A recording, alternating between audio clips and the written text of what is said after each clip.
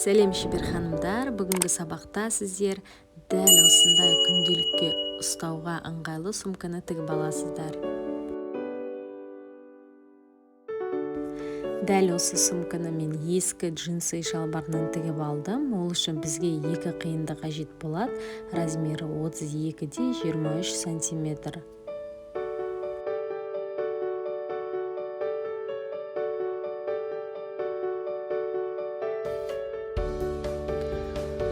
Мінекей біздер екі данасын қиып алдық. Ол біздің алдыңғы және артқы бөліктер болып табылады. Келесі кезекте менде видеоға түспей қалған, бірақ сізге ауызша түсіндіруге тырысамын енді. Бұл жерде мен сыруға уже дайындап қойдым. Оны сырмастан бұрын сіздер джинс матасына флизелинді жабыстырып алу керексіздер. Размері 32-де 23 және паутинаны жабыстырасыз флизелиннің үстіне. Паутинаның үстіне губканы жабыстырып, және губканың үстіне паутинаны жабыстырасыз. Ең соңында ішкі матамыз рамфорс жабыстырасыздар. Сол кезде бізде осындай тұтас мата болып шығады, барлығы бірдей. Осыны біз сыруға дайындаймыз. Үстінен 3 сантиметрмен мен линейканың енімен сызып шықтым. Дәл мінекей осылай шығады. Дайын болған алдыңғы және артқы бөлікті біз сырып тігіп аламыз. Мінекей мен біріншісін сырып тігіп көрсеттім. Дәл мінекей осылай әп-әдемі болып шығады. Келесін бірге сырып тігейік.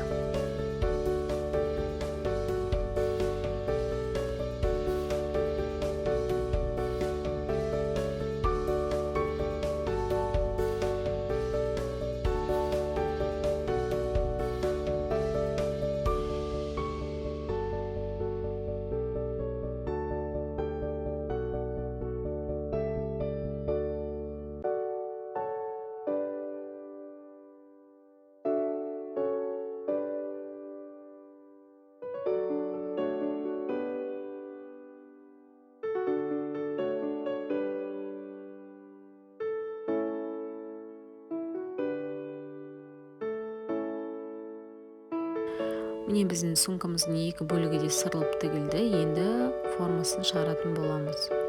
Барлық форманың размерлерін мен экранда қалдырып кететін боламын.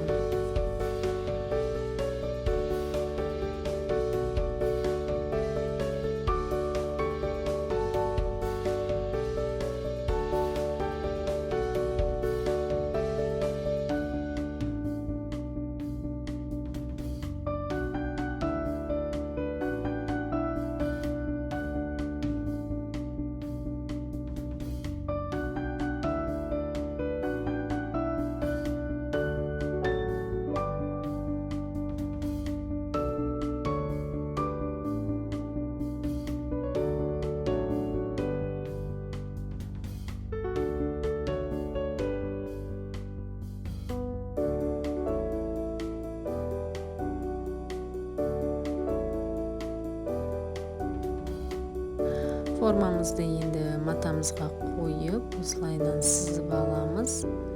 Мінекей дайын болғасын осы формамыздың орнымен қиып аламыз.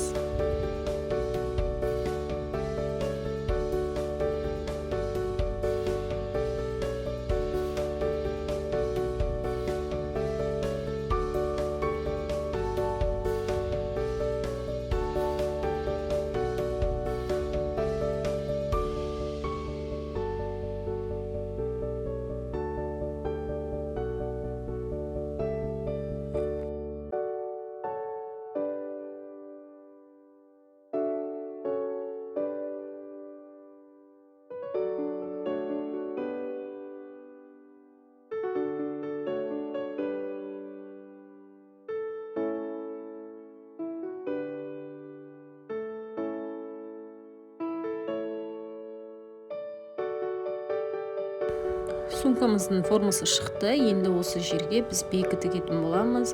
Бейкіні мен астарланған матадан алдым. Енді бейкіні сызу үшін ең алдымен біз астынан жоғарыға дейін 7 сантиметрді белгілейміз. Белгілеп болғасын сол жақтағы үшбұрыштың бұрышына жаңағы 7 сантиметрді белгілеген жерге апарып түзүү сызык сызабыз.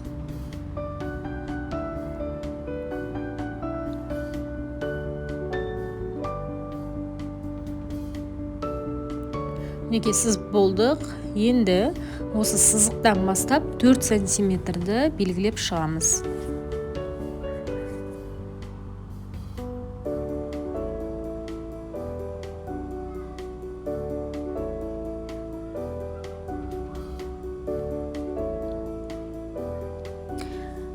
Енді 4 сантиметрден түзүү сызық сызамыз. Дайын болған бейкімізді қиып аламыз.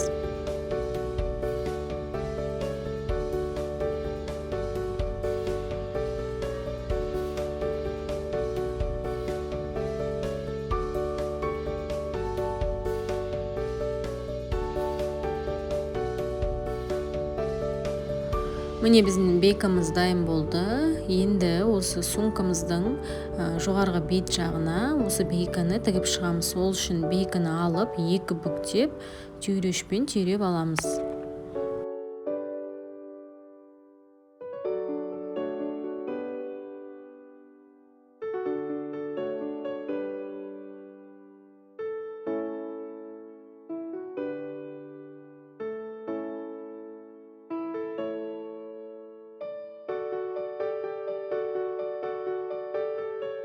Түйреп болғасын дәл осы жерден тігіс түсіреміз.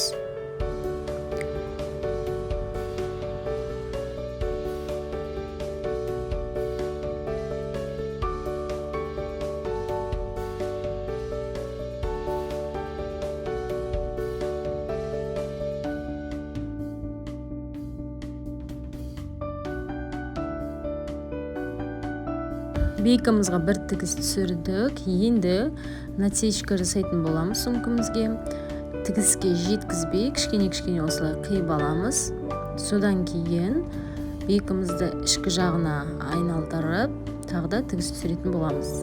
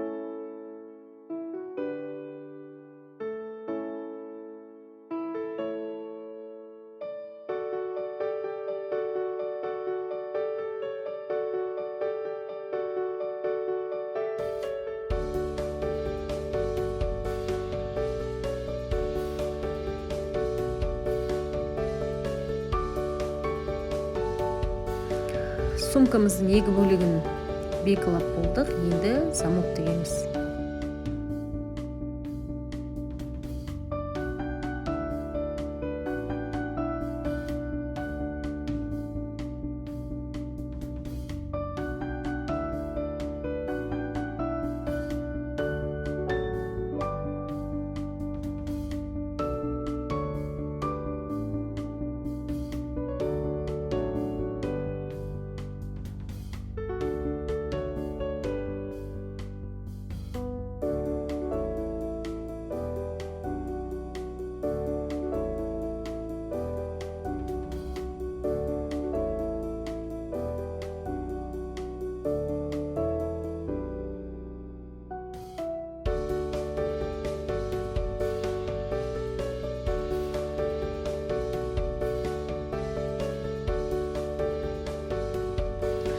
Замогымызға екі тігіс береміз, жоғар жағына және аст жағына.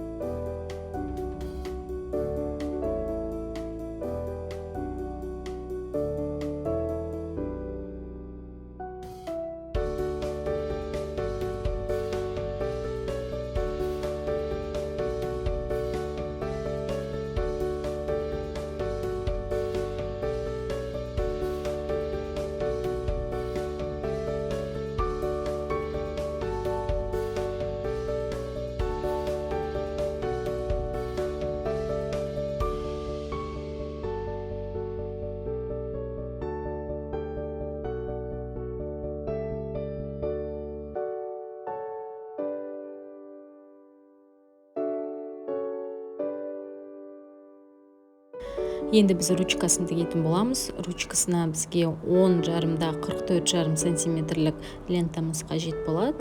Сол лентамызға флизелин жабыстырып аламыз.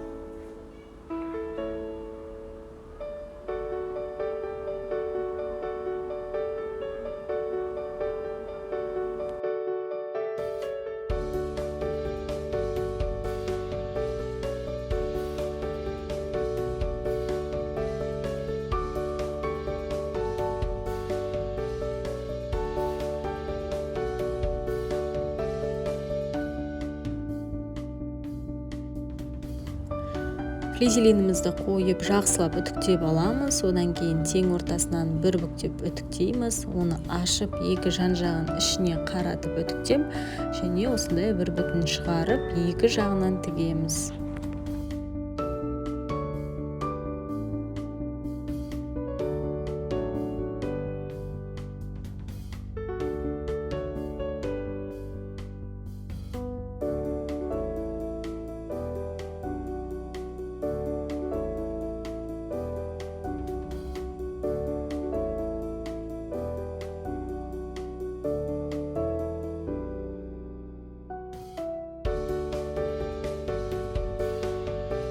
Міне біздің ручкамыз дайын болды. Енді сумкамызға орнатамыз. Ол үшін артық замокты алып тастаймыз. Замогымызды кішкене ашыңқырап, ручкамызды орнататын боламыз.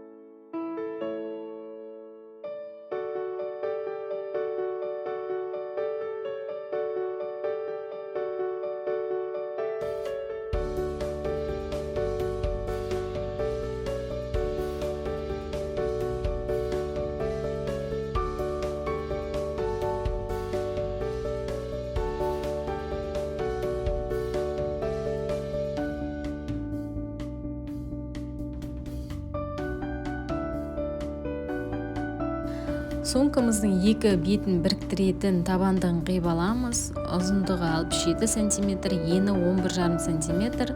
Осы джинсовый матамызға флизелин жабыстырамыз. Ол флизелиннің үстіне паутина және губкамызды қойып, жақсылап үтіктейміз.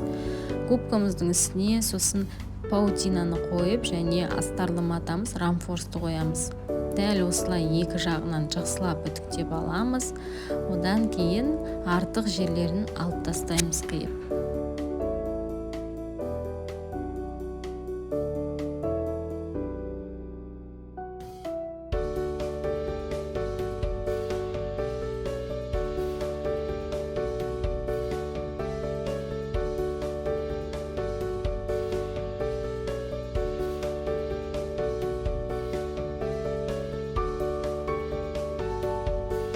Неге бізде дайын болды асты табандығы, енді осыны сырып тігуге дайындаймыз.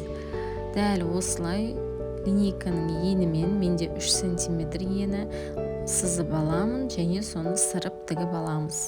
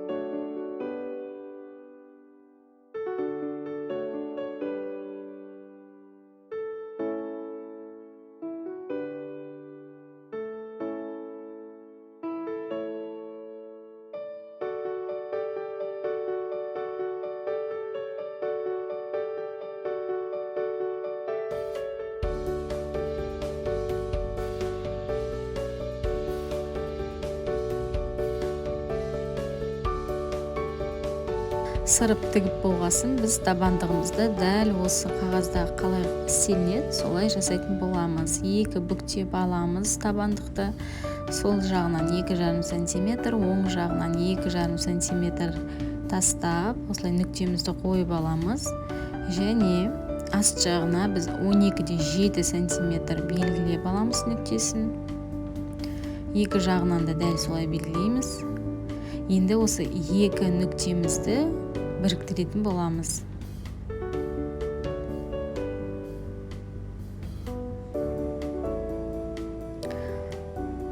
Біріктіріп болғасын, артық жерін қиып алып тастаймыз.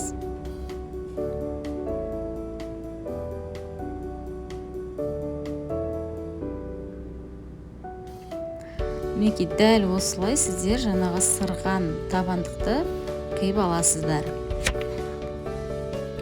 Қиып болғасын біз сол табандықты сумкамызға түйреуіштің көмегімен түйреп аламыз және осылай айналдырып тігіп шығамыз.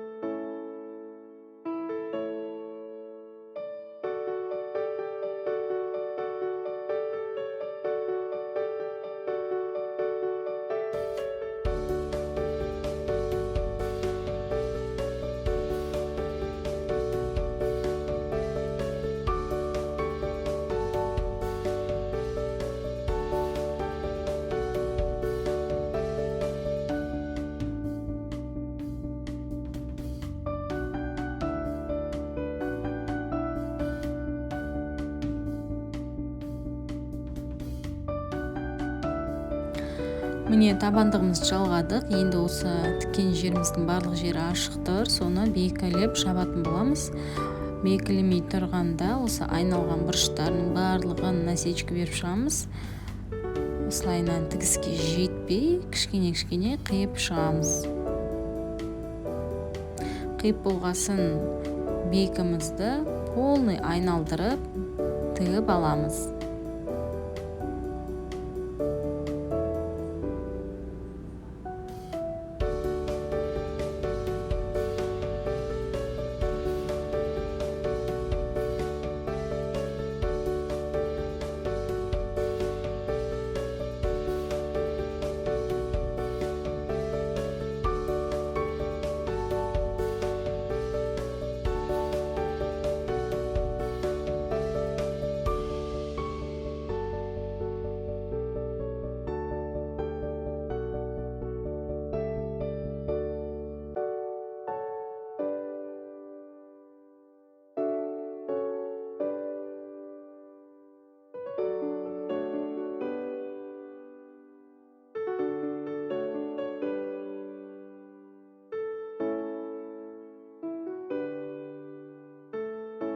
Міне біздер бейкіміздің бір жағын тігіп алдық. Енді екінші жағын тігу үшін осылай ішкі жаққа айналдырып бейкімізді бір бүктеп тігіп тастаймыз. Міне осымен сабақ аяқталды. Сумкамыз дайын болды. Видео ұнаса әрине лайк басып комментарий қалдыруға ұмытпаңыздар. Әр вторник, четверг, суббота күндері бізде жаңа видео шығады. Сондықтан біздің каналға тіркеліп кетіңіздер. Мен сіздермен қоштаспаймын. Сау саламатта болыңыздар.